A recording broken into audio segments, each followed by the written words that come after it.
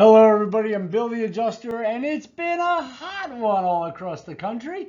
I know this week it's cooled down a little bit, but it's been some serious heat for early in the summer. It's not even really summer yet.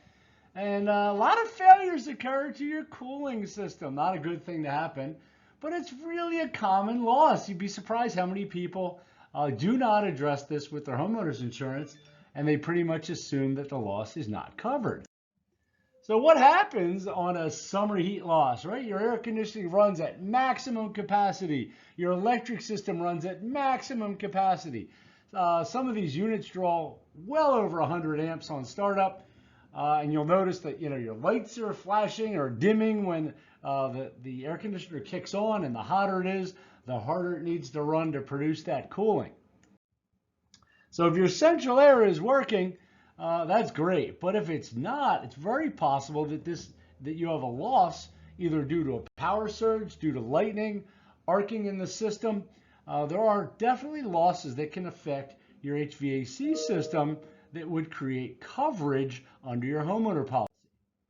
So common damage to your air conditioning system that would actually be covered would be that of a power surge. So if we get a power surge, which is common in the summer, again, you get those brownouts that on and off from the power coming on and off. You just blinks. It can be a real common cause of damage, which then would trigger damage to your system, which then may require replacement, which would be covered under the homeowner policy. Lightning's a big one in the summer. So lightning hits the ground, comes up into the unit, it fries the contactors or the surge capacitors, and all of a sudden your system's out. The HVAC company comes out $8,000 later to get your air on. You have no time to make a decision. You need the air back on in order to keep your marriage.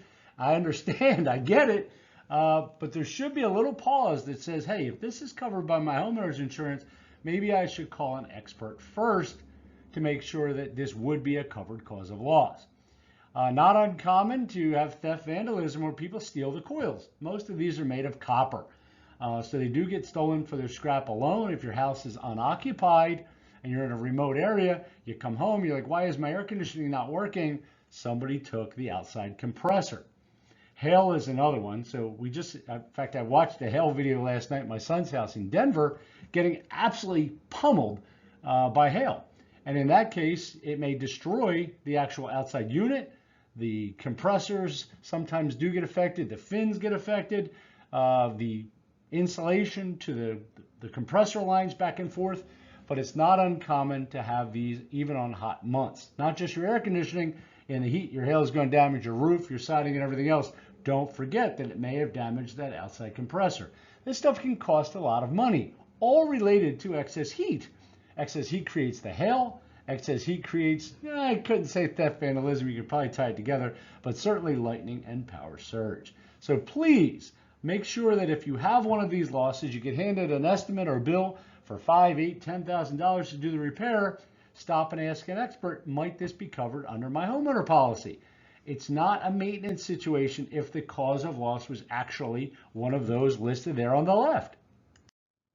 So believe it or not, it's probably covered. I would say 2 out of 3 of the losses that we inspect are covered.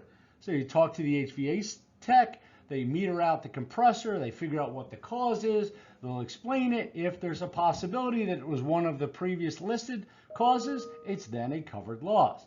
Obviously, we have a Nest thermostat there in Celsius, I'd assume, because that's not a temperature that we're used to looking at. That's funny. So I am Bill the Adjuster. If you thought today's tip was helpful, please email smartclaim@metropia.com or talk to the claim rep that invited you to watch this video.